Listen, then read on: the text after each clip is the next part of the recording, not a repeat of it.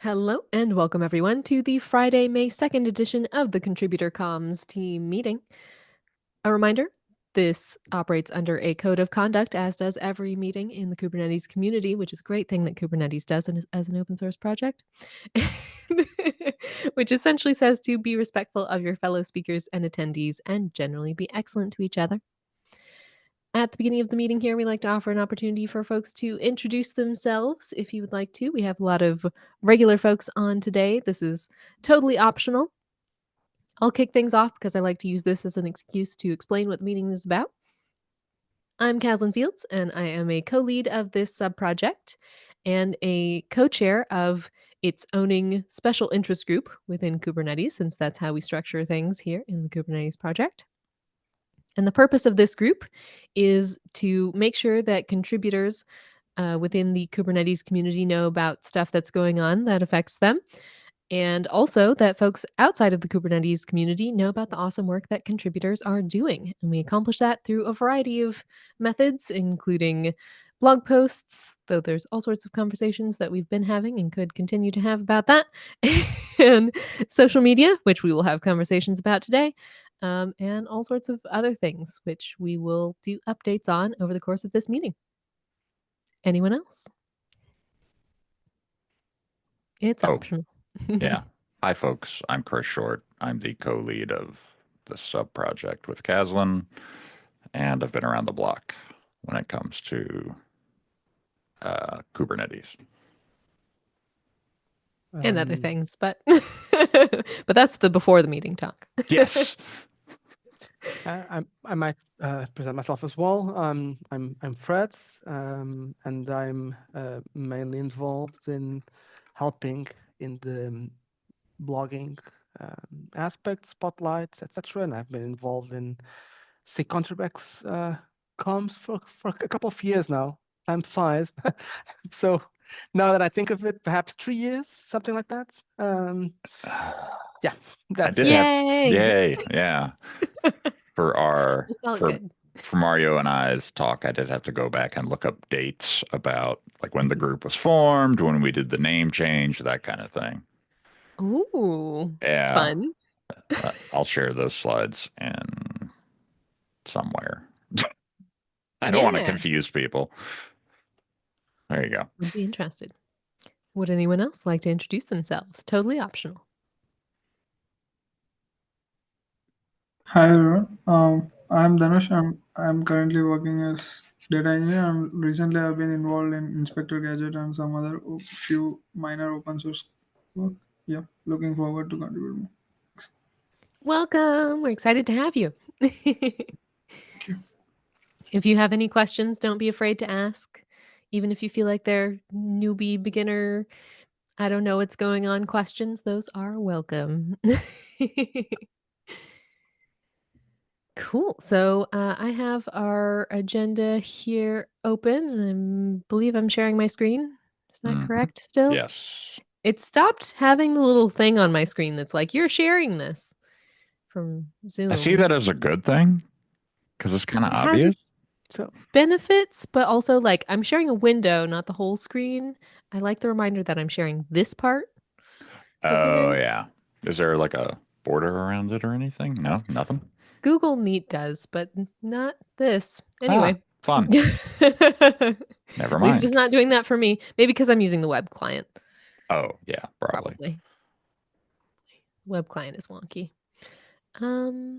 Anyway, so the first thing on our agenda is to go over our report on how social media is going for the project for the year. Chris has already heard it and seen it, seen it a couple times and heard it once.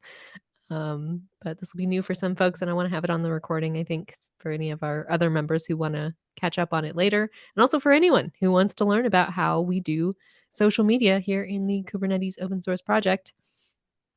I would love to make that more accessible to people. So I have a slide deck here, which is linked in the notes, and we will just run through it.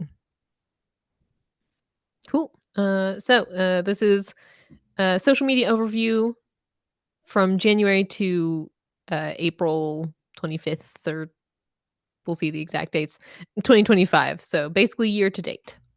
So at a glance, the goal of running social media for the Kubernetes project, which is owned by this sub-project, is to accomplish the goals of the sub-project, to make sure that folks within the contributor community know about stuff that's going on that might affect them, and also that folks outside of the contributor community know about important announcements about the project and awesome work that contributors are doing in general.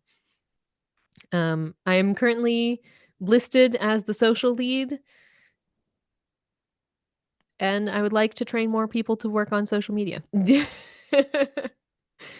Finding the time to train new people is challenging, but folks are always welcome to hop in, ask questions.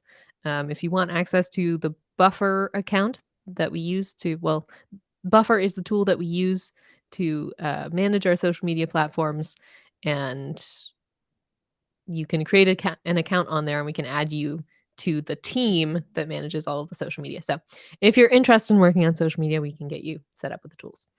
Kubernetes, reminder, is the second largest open source project in the world, according to the 2023 Project Journey report created by the CNCF. That's a couple years old now, and they actually don't clearly state exactly what they mean by second largest open source project in the world in terms of contributors, in terms of contributions, in terms of lines of code. It's probably some combination of those things, but it's still a fun stat. And who cares if you're second? Right. But it's but it's still a good metric to understand that we're talking about pretty large numbers and pretty high scale here. And to put that into perspective, here at the bottom of this slide is a quick glance at 2024 for our social media. We had a total audience of 332,000 followers on our various accounts that Buffer can track. We'll talk about what that means in a minute, which was an increase of over 2,000% compared to the increase that we saw in 2023. Can I put a caveat on that? Yes, please. This is probably because we added Kubernetes IO and LinkedIn. That Yes, it is. 2,000%. Yeah. Okay. Yep. And you'll see some of that as we go through. When we first added those accounts, the numbers were just so crazy because we just added totally new accounts with a bunch of new Massive followers on followings. them. Yeah. Yeah. So it's not like our existing accounts grew that much. It's just that we added new accounts, which I think is important to call out. And we had over 1.5 million total impressions, which is the reach of the posts that we make on our social media accounts, how many people theoretically see them. And that was also an increase, which makes a lot of sense because 2024 included the 10-year anniversary of Kubernetes, which you can very clearly see in the graph of interest in our posts. There was so much activity on that day. I only remember it because it was my birthday. I find it fascinating that there's 3 spikes. I'm very curious what all of those are. I would like to look into that too. But yeah, anyways. I'm sure at least one of those is the account going down. Maybe. Hopefully not. I'm sure it is.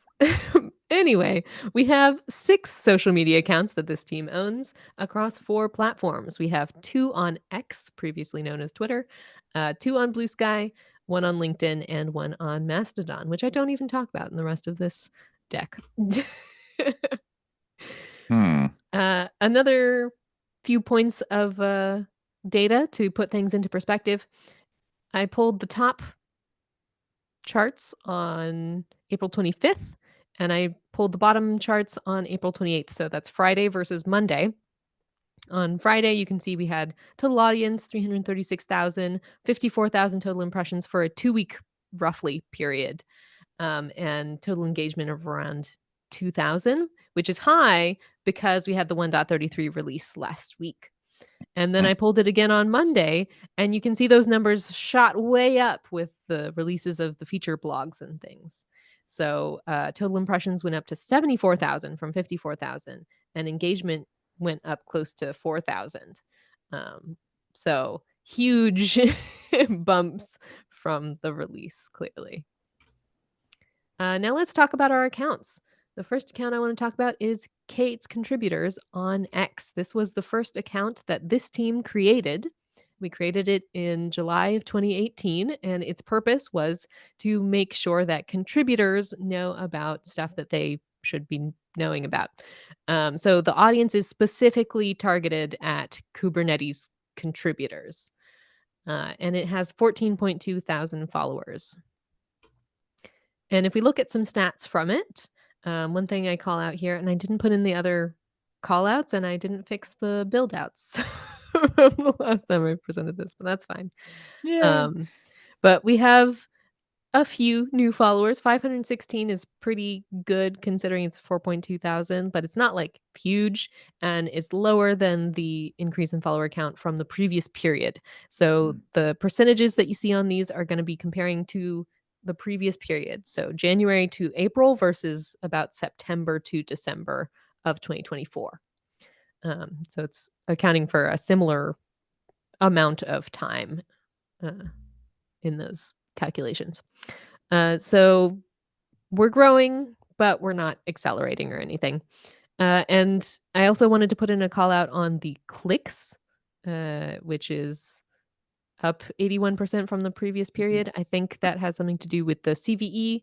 There was also a release in the previous period. So it shouldn't just be the release, but the CVE might be a reason for that. Mhm. Let's look at a graph. So this graph shows total followers, and it is the blue part of the graph is showing the January to April timeframe, and the black line in the graph is showing the previous period. So you can see continued up and to the right growth. Comment? No. Okay. And I want to call out with this graph, and I'll call it out with each one that we see, that this is only 12% of the total follower count. So you're not seeing the full graph here. If you saw the full thing, this would look a lot flatter. Yeah. So there's some growth. It's not huge. It's not accelerating. We're pretty stable on X on our Kate's contributors account. And I also pulled most popular posts in 2025 by impressions. So that's about reach. Number one on Kate's contributors was the CVE information that we posted, which is great to see. Yeah, we want folks to know about those important security vulnerabilities. And that was an auto post of the blog. Right. And then mentoring application for etcd was second. That program got a ton of interest. It had over 300 applicants, but it was a program meant to take contributors to leadership rather than newbies to contributing. So they only took like 5 people from that. So I it know. got And the huge. engagement rate was so high on that one. So high. So there's clearly high demand for mentoring for folks to get into contributing. What keeps us from doing that is the capacity of folks who could mentor folks. But it's still good to know that there's such a high appetite for that. We should think as a project about what we can do to help with that. New contributor orientation is one thing, but that's a story for another day. Number 3 is the 1.33 release announcement. Makes sense. Folks want to know about the release. Then the mentoring application reminder, and then the SIG Spotlight blog on which one? SIG apps. So it's great that our blogs from this group are getting some attention on the Kate's contributors page. Let's move on to our next account, which doesn't have the build-ins because I messed that up. But I'll go through it the same way, starting at the top left. This account is the Kubernetes IO account on X, which is our oldest and largest account, but not in terms of us owning it. It was originally created by the CNCF, and it was taken over by our team in May of 2024 before the 10-year anniversary. It has 311,000 followers, which makes it by far our largest account. And its audience is, of course, mainly end users and the general public. In terms of performance, one call out I have here is that we gained 1,193 followers in the January to April timeframe. So there's growth there. It is like a third lower from the previous period, theoretically, but we'll talk about that in the graph in a second. Also want to call out that the clicks was an increase of 228% versus the previous period. So I think we're getting a lot of engagement on the things that we post on there, which is good. Yeah. And looking at the graph, you can see that it's kind of a mess. And the drops on that graph align with US political happenings because of Elon Musk is the owner of X, and he has been very involved in US politics lately. And there are ethical and moral concerns that a lot of folks have about that. So that's affected the X platform and its audience. So, looking into it though, something I want to call out again is this is only 1% Right. of the total followership on this account. So we gained 1,193 new followers. It's not huge growth. It's kind of a mess, but all that we're looking at here is just 1% of the total followership of that. So it's essentially flat is what's going on with this account. It's not really growing, definitely not accelerating, but it's not falling either. It's pretty stable. Moving on to the top posts on the Kubernetes IO account on X. 1.33 release announcement is number 1, even though it happened just a few days before I pulled this data. So clearly a lot of interest. And there's been 2 releases actually this year, now that I think about it. And the other one doesn't show up on the top 5. So more people paying attention to the second release of the year, which makes sense to me because the first one was when?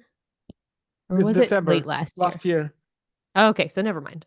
For some reason, I was thinking there was one in January, February. We were just doing a lot of stuff then. So there is one in the previous period when you're looking at the data, but it wouldn't be in these top posts anyway.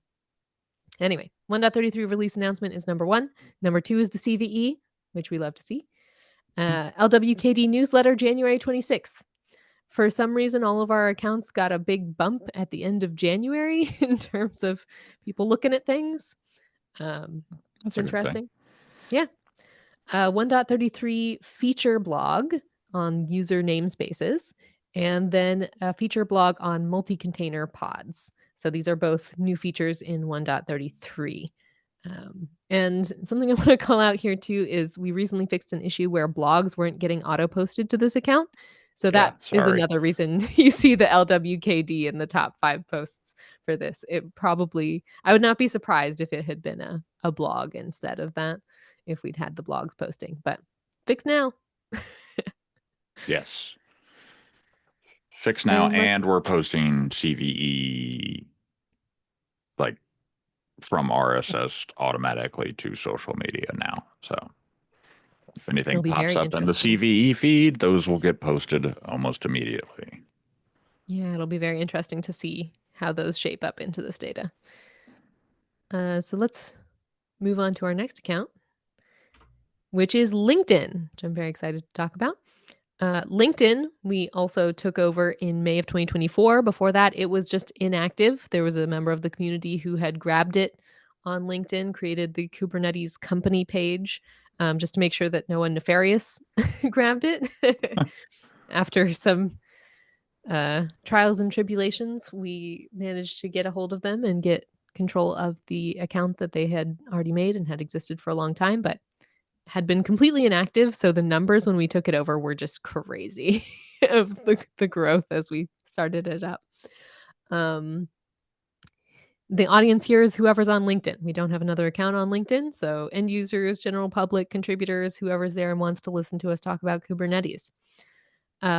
In the January to April timeframe, it continued to grow like crazy, as it has since we took over this account in May 2024. It basically had 0 followers when we took it over, and it now has 11,679.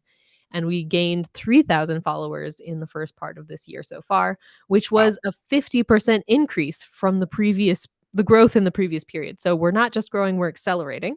Yeah. And looking at the graph, the other 2 graphs, we had like 12% and we had like 1% of the followership. This graph is 50% of the followership of this account.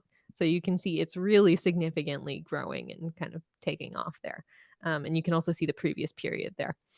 So it's basically grown, like it's doubled its followership since like September of last year. Damn. And top posts on LinkedIn, the CVE, number 1, love to see it. Number 2, 1.33 feature blog, user namespaces. Next one is the feature blog on job sets, which was from March, which I guess is not really, I guess it's a feature blog. It's a blog of a feature in Kubernetes, Mhm. but not aligned with a release. And then there was the kind of side project blog about Kube Scheduler Simulator, which is a project that gives you a sense of how the scheduler in Kubernetes works. It's very interesting. And then the 1.33 release announcement is number 5. So we see similar themes, definitely a strong interest in technical content over on LinkedIn. And Blue Sky. So on Blue Sky, we have 2 accounts, Kubernetes and K8s contributors. The Kubernetes account has 6.2 thousand followers, and it was started in November 4th of 2024. So it's existed for about 6 months. So you could parse that out to about 1,000 per month, but it has definitely been spiky. Not that you could see it here because Blue Sky doesn't have APIs that allow Buffer to make the lovely charts like we've seen with the other accounts. So just from us paying attention to it, we know that this has been very spiky and aligned with US politics, like we saw with the Kubernetes IO account, but the opposite. And then the K8s contributors account on Blue Sky has 1.7 thousand followers over the last 6 months, and that also had a huge bump definitely in November and probably in January as well. A couple more points on Blue Sky since we don't have any stats on it. It, like we said, was pretty spiky growth from what we can tell, not that we have the graphs. Especially in November, there was a huge spike aligned with US politics and awkwardly aligned with KubeCon North America. It was like the week before KubeCon North America, Blue Sky started taking off, and we were all like, oh, what do we do? Where is everyone? So that was a challenge. There are lots of X and Blue Sky ethical debates that happen in our community and in other open source communities and other communities beyond technology. So we have had a lot of conversations with the Kubernetes contributor community about these platforms and the ethics around them. There are some open source communities who have chosen to abandon X on ethical and moral grounds. Our current stance in this group is that abandoning X would impact our ability to communicate important information like CVEs too much. We really want to make sure that any users of Kubernetes are getting important information like that security information or information about the new releases and the new features coming out. So it's really important that we reach as large of an audience as we can, and X still owns a huge audience.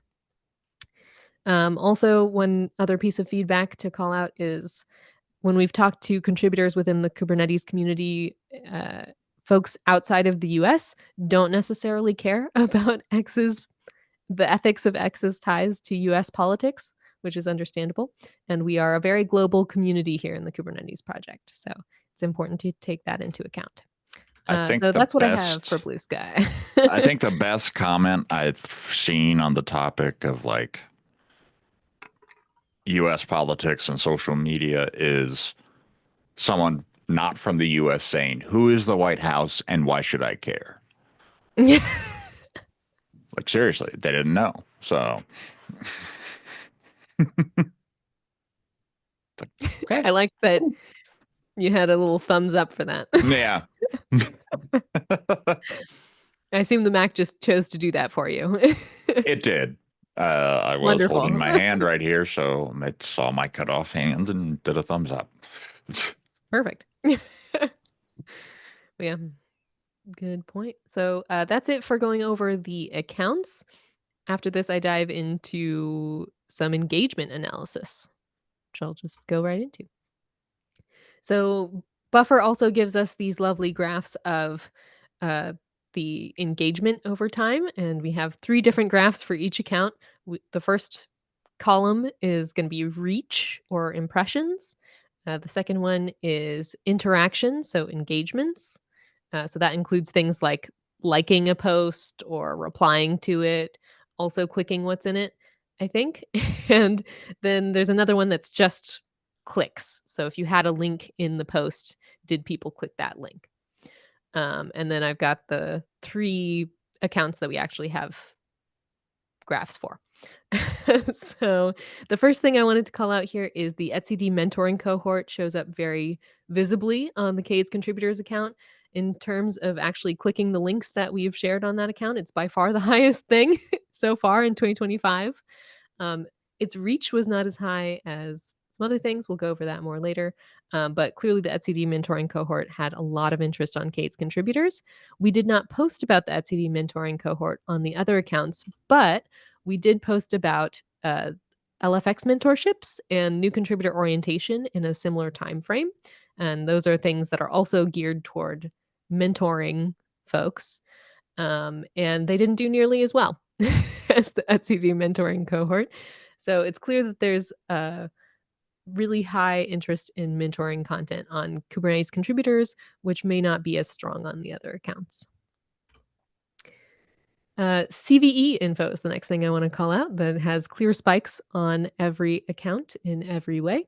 It got good visibility everywhere, but it did get lower engagement on the Kubernetes IOX account. My theory for why that is that it's just such a large audience that the number of people who are actually running clusters and we care about security information is a lower percentage of the total followership. And so it gets less engagement than some other topics on that account, is my guess. But definitely a lot of interest everywhere, especially on LinkedIn. Huge engagement on that one. I think there were like replies and stuff on that. Another thing to mention that I didn't mention the other time that I presented this, because I presented this in the SIG ContribEx meeting too, is that we do not farm engagement on these accounts. No. We don't reply to replies as a matter of process. So it's interesting to see the engagement. Release information, 1.33, another clear spike on every graph. It's popular everywhere, but not as popular as other content on the contributor focused account, which makes sense. Contributors were working on the release and they probably know a little bit about what's gone into it. So it's definitely interesting, but not as interesting as mentoring opportunities or CVEs. CVE also got a lot of attention on contributors. Mm-hmm. As technical content goes, the Cube Scheduler Simulator project announcement also had a significant bump on every account that you can kind of pick out of the lineup, which I thought was interesting. Clear interest in technical content from our accounts, I think. And one other thing to call out here, if you look at the shape of the graphs of the top 2 rows versus the bottom row, clearly very different. And that's easily explainable because the formats of those social media platforms are so different. A post on something like X or Blue Sky is a flash in the pan. You send it out, people see it, and then nobody sees it after that. That's kind of what they're designed to do. But LinkedIn is not like that. The waves are much more wavy, much more they have soft fall offs. And I think that's because posts on LinkedIn have a longer shelf life. The algorithms on LinkedIn we were talking about probably show people those posts days after they're made. So you continue to get engagement on them after you make them. Whereas on something like X, you see it or you don't. And one more thing that we get from Buffer, which is interesting, is apparently it gives us analysis on the best strategy for our different accounts, and it has different advice for each of our different accounts. For Cades contributors, it thinks the best day to post is Sunday. We usually avoid posting on weekends. We don't. We don't try post on really weekends. hard not to. Do we even have slots No, on weekends? we have intentionally no scheduling on the weekends. So I don't know why it's suggesting that, to be honest, unless it's like KubeCon related stuff. Yeah, I don't know. But maybe we should turn on weekends and let our auto posts go on weekends and see if that changes things. And then it also has best type of post. A post with a link tends to get more engagement than one without one. This makes sense. Not particularly interesting, I think. It depends. I mean, yeah, but for example, in X, now post with links gets less visibility, so it's a bit strange. Yeah, new rules. I hadn't heard that. Yep. Interesting. It's Matter of Wait. their algorithm. Run that back. Say that again one more time. Sorry. So this was like 1 year ago or something, which one of the changes with the change of ownership in Twitter. New tweets with a link in them will get a worse treatment by the algorithm. Yes, correct. Than posts or tweets without a link. So that's why you end up seeing today this thing of people posting something, putting an image, and then as a reply, they'll put the link. Yep. Just to give the information, but I don't think this makes any sense because people. No. If I'm sharing the link to something, the whole idea is bearing the lead here. Right. Like the whole idea is to keep you in the ecosystem. Yeah. It's awful. I mean, it's the negation LinkedIn of does what the same hyperlinks. thing. Yeah. Sadly, right? Like if you put more than one link in a LinkedIn post, it's not going to go far. Huh. I've tested it. It's pretty wild. But Buffer still thinks we should post links. I know. I know. And that's fine, right? Like posting one link is fine. Posting more than one link, not so much. I mean, I wouldn't do that on something like X anyway. It's very hard to fit more than one link in a thing. Exactly. And on LinkedIn, it says that the best type of post is a post with an image, which we also don't do. Well, we did a few in this past cycle because of the Maintainer Summit. Right. We created the comms team for that created some like speaker cards to and maybe that's why going on there. Yeah.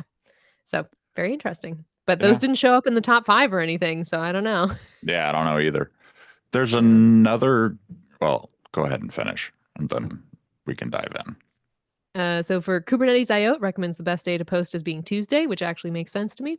And for Kubernetes on LinkedIn, it also says the best day to post is Saturday for some reason. Surprising. On LinkedIn, it kind of makes sense because like the posts will show up for people later. So like maybe it's showing it to people more on Saturdays. So I could see how that could happen. But anyway. And frequency to post, it recommends 1 post per day for Kate's contributors, which is a smaller, lower volume account, which makes sense.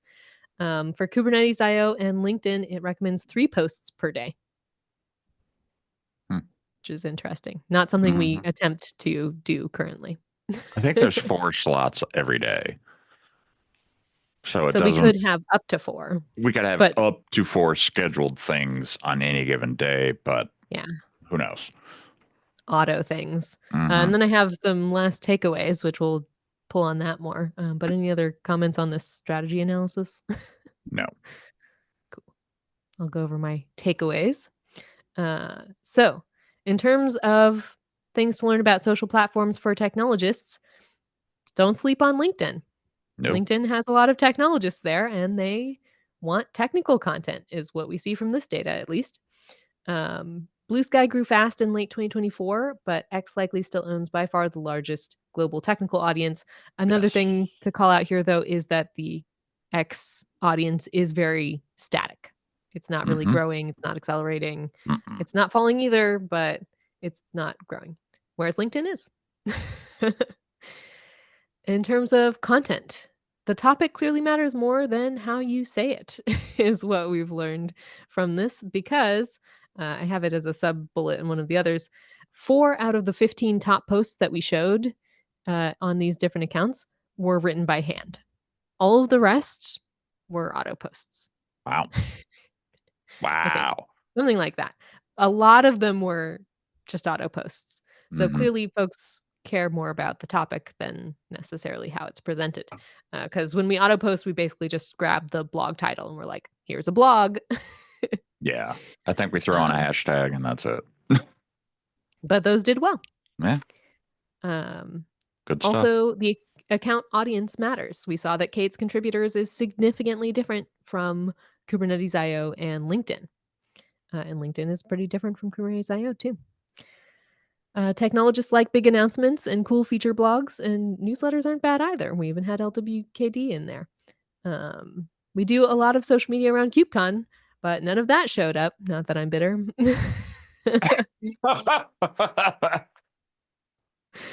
Not that that's not still important, but and at least one post per day is probably a good idea. We don't currently actively try to do this. We just let things post when they come out. But it's something that we could consider for the future, not that we want to give ourselves more work. And we're hoping to set up a mentoring program to help more folks learn how to run the social media accounts. So hopefully we'll have more news on that soon. Yeah, that's what I've got. So there's one more thing on Buffer that I think is worth sharing here, and it's a screenshot at this point because I don't think I can properly share it, but it gives you a channel overview when you go to analyze stats, and I considered putting that in. yeah, I think it's just the last month. I don't know what the timeline or time frame is, but yeah, like these are good numbers in general though, right? Like we know X overall is losing people, but we're growing still somehow. We know LinkedIn is growing rapidly, and so that's just confirmation at this point. I also pulled this at one point, and I think that the numbers were worse. So I think that these have some of them have become positive because of the release. Okay. Interesting. I think. Yeah, let me see if I can find that real quick. Any other questions, comments, things people want to talk about with Ooh, I have 4 bullets. Go for it. So most of these came up while you were presenting it in the ContribEx meeting, but I didn't want to go in depth there, to be honest. Understandable. First question, is LinkedIn worth posting blogs to natively? Because that is an option. Oh, good point. I think it's worth trying with the growth on that account to see if that pushes things even further. Yeah. I can't imagine it would hurt. Right, exactly. I don't know how the blog team would feel about us doing that, though. Right, which is my point. Like, are we okay with considering doing that? Because it's literally just changing the posting automation for Zapier. So yeah, check with blog team. That's interesting. We would likely also, I mean, format-wise, we would need to consider things, right? Because it's different. We wouldn't use the same source markdown approach, etc. But it's actually, what we can do, because it's a full RSS feed coming off the blogs. Yeah. We can literally take those blogs and put the entire text in there. We could have title, text, link, the whole 9 yards. Okay. So you're not suggesting to add like the blog to LinkedIn like it was an article? I am suggesting that, but doing it automatically. Right. Okay, so you can do it automatically while keeping the visual structure of it decent enough for LinkedIn, right? So correct. that was only my doubt. Concern. Because whenever I wrote on LinkedIn, they have their own what you see is what you get kind of editor in which you just add stuff. So that was my thought. Yeah, fair point. Yeah, no, that's totally a fair thing. I think the structure we can give to this is adequate for the actual platform itself, right? Because let's see, you can add. There's a description. Oh, maybe not. Maybe I need to pull the feed again. I don't know. What is this description saying? Also, I pulled that other. Oh, you did? Screenshot that I had. Whenever we're ready to go over that, it's interesting. I take that back. We don't have a full feed here. We'd have to actually set that up and turn it on. So never mind. Sorry. Oh, wait.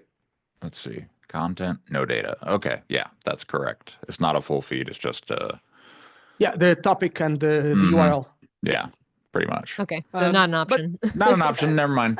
I mean, honestly, it's not an option in that quick way. But I wouldn't completely disregard the idea of investigating if we could make it work.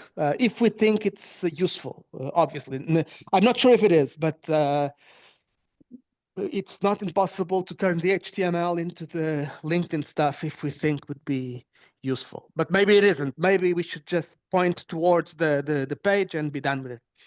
Yeah. So, okay, never mind on that question. Okay.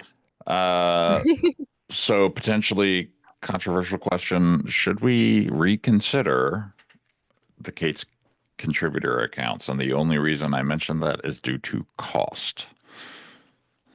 I think we should reconsider the Mastodon account. That was I my think- second question. What the hell with Mastodon? Yeah. Or third question, I should say. I don't think it has does it even have the graphs in Buffer? I don't think that was an option. Like it's completely unrepresented in analysis. And it also, like, if you go to that account, it's like nothing. Yeah, no, I know. I think, and I don't think, I mean, there's probably somebody that's doing overall health of Mastodon, and I do know somebody that joined the Mastodon board yesterday. And I can get some data if we need it, but yeah, there's very little interaction, it seems like. Yeah, I read it on Mastodon sometimes, but not more than, certainly not more than any other places. Right. Okay. And as far as Kate's contributors on X, I think it's similar to the Kubernetes IO account in terms of growth. It's like fairly static, but it's still a significant audience, I think. 14,000, that's larger than Kubernetes IO on Blue Sky. It's over double Kubernetes IO on Blue Sky. So I definitely think we keep it around. Fun. Okay. And then, cool. Did you have a last question, or should we go over the? So are we sharing this with anyone else? And I guess technically, yes, we're sharing it with the world via this video. Exactly. I think it's good for, these are community-owned accounts. And so I think the community should get to see this information if they're interested in it, and give us feedback on it if they want to. We might want to consider if we share this like in Slack somewhere. Like I could share it in the SIG ContribEx channel. We were sharing it in our comms channel. I could share it in like the chairs channel to see if the SIG chairs are interested in it and want to say anything about it. Yeah, and then I think people can just like ping us or hop into comms to give us feedback. We could also do a forum. Frederica, did you have something? No, sorry. I was moving around and the sound broke. So that is a thing that happens. Yeah. So I think we could share it more. I would share more rather than less with this stuff, I think. And I think we should do this regularly. I took so much longer with this overview than I did with the last one. Which is kind of expected. This team owns this. Social channels overview. So the bottom one is the one that you pulled, and the top one is the one that I pulled, April 28th versus May 2nd. Wow. That's a huge difference. I wonder if that's weekly, given the 518%. Yeah, this has got to be like 1900% number. Yeah, this has got to be like weekly or like that weird 2-week window thing that it does on the homepage. Yeah. So that's why I didn't put it in before. Because it was like, LinkedIn looks like its impressions are down. They're not down. Right. Exactly. It's a snapshot for whatever weird time. period it's looking at. We've just got intense fluctuation going on right now. That's all we have is intense fluctuation. 1.33. It's pretty, things are pretty stable over on X. Until the next major thing. Yeah. So that's what I've got. We've got, what is that, 7 minutes left? Any other questions, comments, discussion about social media?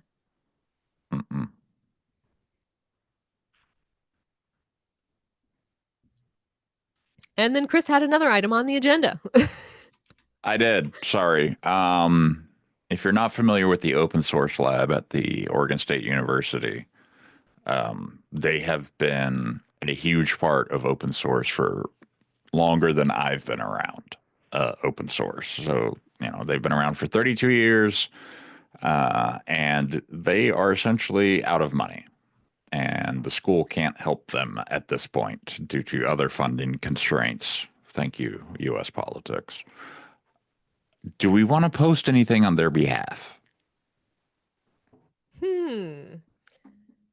To give context for anyone who hasn't heard us talk about this before, we are generally very cautious about posting about anything outside of the Kubernetes project, like other open source projects and things like that, because Kubernetes is huge. We have a huge audience. We can king make. We can. We have the potential to significantly change public interaction with a project by saying that by looking like we endorse it. So we don't want to look like we endorse things, otherwise people will be beating down our door to market for them. But this is a nonprofit thing, right? And it's related to Kubernetes through being focused on open source. Right. It is strictly an open source thing. I mean, and that's the connection. I'm throwing it out there. I don't know. I said, should we, that kind of thing. So, but as you see in this blog post, OSL provides hosting for over 500 free and open source projects from around the world. They also provide infrastructure and things like the S390, whatever infrastructure, PPC, that kind of stuff. They can give that to you if you need it. And an open source foundation, kind of like our own CNCF and Linux Foundation. Right. Which I don't even know if this is on LF's radar, to be honest, but I haven't checked. I wonder what they would think about it being a different foundation. Yeah, I don't know. That's another. Not like foundations compete with each other that much, I wouldn't think, but yeah. Well, yeah, you would think the open source lab is not competing for funds for the CNCF, but maybe it is. I don't know. Anyways, I figured I'd throw it out there because it's been a topic of discussion at work. I'll bring it up with the other co-chairs of SIG ContribEx. Yes, I'd like.